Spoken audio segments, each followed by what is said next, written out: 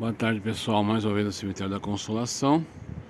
Estamos aqui na Sociedade Beneficente dos Chapeleiros de São Paulo, né? E aqui, nessa gravura aqui, nessa escultura, nós temos a presença da primeira fábrica movida aqui a caldeira, né? Energia a vapor de São Paulo.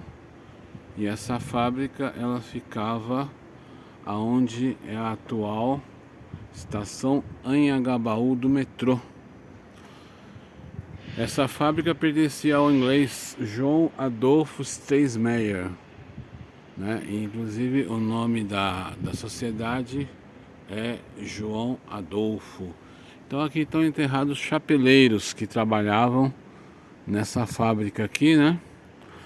E depois do final dessa fábrica aqui, que foi fundada em 1881, nós tivemos a abertura da rua João Adolfo, que originou uma das tragédias de São Paulo, né? No sobrado dessa rua, nós tínhamos um professor de Química da USP.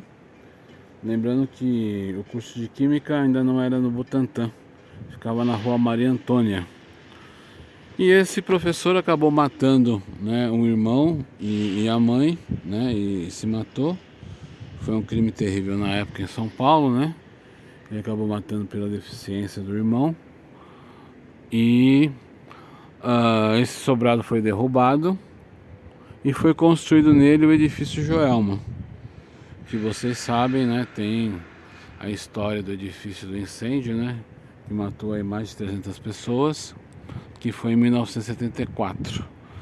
Então o edifício Joelma ele já foi erguido onde ocorreu uma tragédia, né?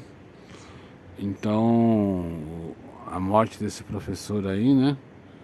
Que ele tinha medo que o irmão ficasse sozinho no mundo e acabou matando aí, né, o irmão e a mãe. Depois acabou sendo preso, né, pelo crime que cometeu.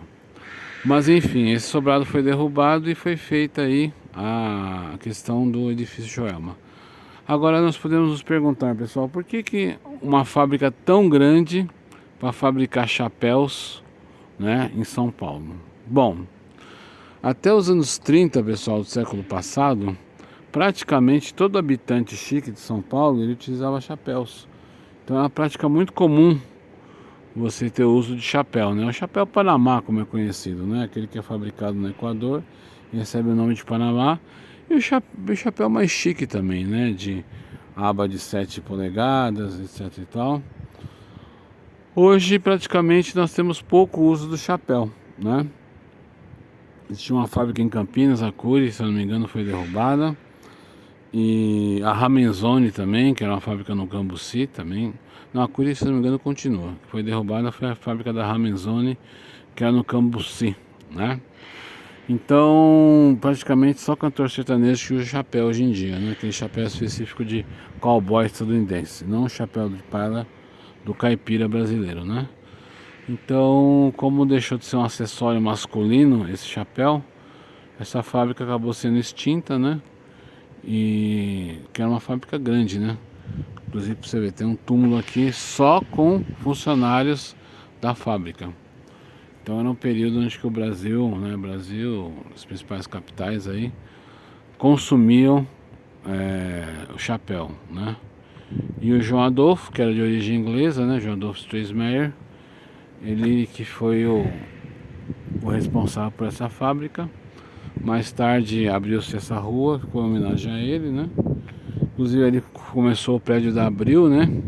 Os primeiros quadrinhos do Mickey e Pato Donald eram construídos, fabricados por ali, né?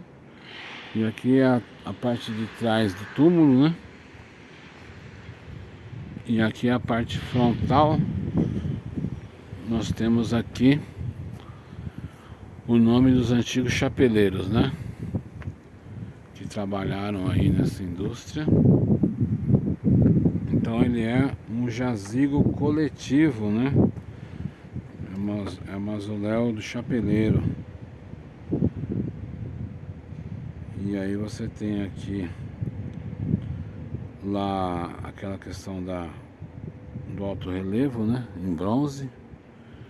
Aqui, por exemplo, temos Emília Volstein, Carlos Volstein, né, provavelmente era um casal, né, nascido em 1850, falecido em 1910, né.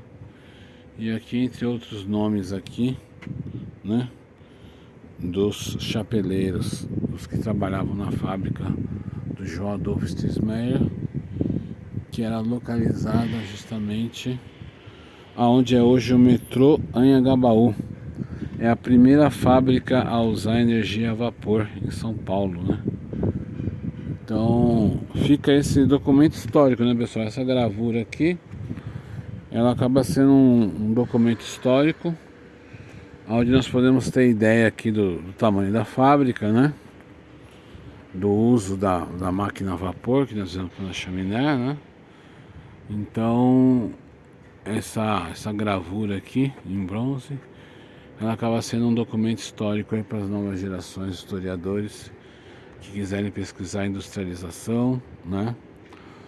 E para curiosos, né, que gostam de pesquisar as tragédias de São Paulo, justamente nesse local é que tem aquele seu sobrado que eu mencionei, que foi derrubado e em cima foi construído o edifício Joelma. Tem um monumento no cemitério São Pedro, né, que é o cemitério da Vila Alpina, para as 13 almas do Joelma que morreram carbonizadas, tá? E não foram identificadas, que acabaram virando milagreiras. Então quem quiser visitar o cemitério São Pedro, tem lá esse túmulo coletivo para as 13 almas do Joelma. Esse aqui é um túmulo coletivo dos trabalhadores. O sindicalismo na época discutia muito essa questão de ter uma sede própria ou ter um jazigo coletivo, né? Era a preocupação. Muitos optaram, em vez de ter uma sede própria, em ter um jazigo coletivo. Então ainda é comum se achar jazigos de trabalhadores, sindicatos, né, em alguns cemitérios por aí, né? Inclusive as sociedades de ajuda mútua, né, de beneficência, é possível você encontrar no Uruguai, na Argentina, alguns túmulos dos trabalhadores dessas sociedades aí, né, que era uma espécie de sociedade de ajuda mútua, era uma espécie de sindicato do período, tá, pessoal? Os trabalhadores se associavam para poder ter ou uma sede própria, ou um clube, ou no caso aqui um jazigo coletivo, né? Que era para o sepultamento dos seus trabalhadores e componentes da fábrica.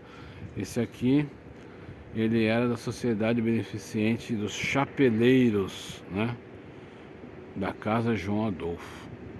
Então é de uma fábrica específica, né? Então, esse aqui pertencia a uma fábrica João Adolfo. Alguns eram apenas de trabalhadores, né? De classe de trabalhadores, né? Sindicato de jornalistas, sindicato dos metalúrgicos e assim por diante.